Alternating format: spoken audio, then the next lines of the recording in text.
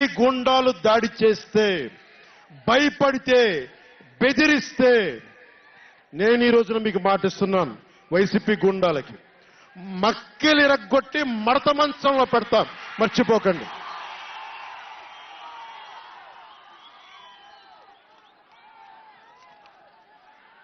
ఐదు మంది ఏ ఊళ్ళైనా సరే, ఉత్తరాంధ్రకి వెళ్ళు, పశ్చిమ గోదావరికి వెళ్ళు, తూర్పు గోదావరికి వెళ్ళు, రాయలసీమలోని అనంతపురం, కర్నూలు, ఏ జిల్లాకైనా వెళ్ళు, ఈ 5 మంది పంచాయతీలు చేస్తా ఉన్నారు.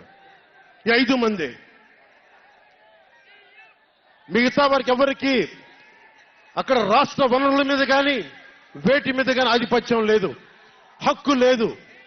ప్రతి దానికి ఎవరు ఎంత కావాలి, ఎంత ఇవ్వాలి అనేది వీళ్ళు చెప్తారు, ఈ 5 మంది చెప్తారు. ఇది క్లాస్ వార్. జగన్ మాట్లాడితే ఒక్కడు అమ్మా నేను ఒక్కనేనమ్మా, అమ్మా నేను ఒక్కనేనమ్మా అని సాగు కొడతా ఉంటాడు. అరే ఉన్న నా ఒక్క ఎమ్మెల్యేని తీసుకెళ్లిపోయిన నువ్వు ఒక్కడివా? నువ్వు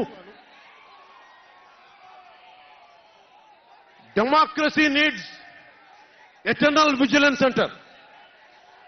ప్రజాస్వామ్యాన్ని కాపాడుకోవడానికి నిరంతర పహారా ఉండాలి.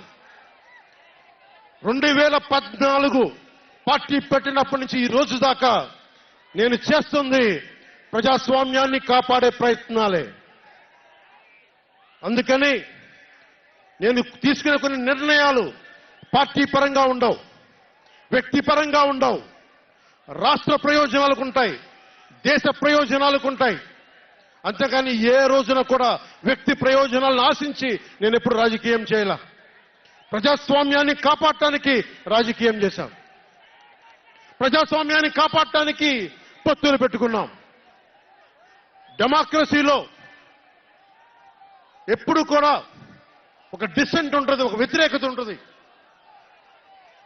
కోఆపరేషన్ అండ్ కన్ఫ్రాంటేషన్, సహకారం, సంఘర్షణ రెండు పక్కపక్కన ఉంటాయి. సంఘర్షించాల్సిన పరిస్థితులు ఉంటాయి, సహకారం ఇవ్వాల్సిన పరిస్థితులు ఉంటాయి. ఇప్పుడు 2024కి సహకారం ఇవ్వాల్సిన పరిస్థితి.